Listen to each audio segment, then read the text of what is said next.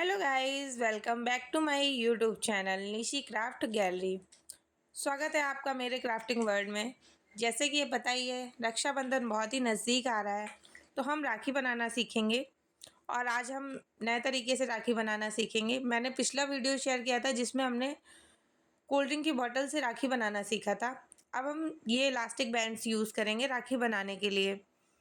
हमारे पास सिर्फ कुछ इलास्टिक बैंड्स की हमको कलरफुल ज़रूरत है, और बीड्स की और सुई धागे की, बस। और थोड़ा सा क्रिएटिव माइंड, इससे आप अपनी राखी तैयार कर सकते हैं।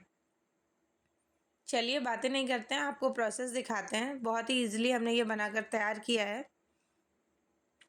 अगर आपको वीडियो अच्छा लगे तो लाइक करें, कमेंट करें, ज़्यादा से ज़्यादा इस वीडियो को शेयर करें फ्रेंड्स एंड फैमिली के साथ। मेक श्योर आपने चैनल सब्सक्राइब कर रखा हो। Thank you.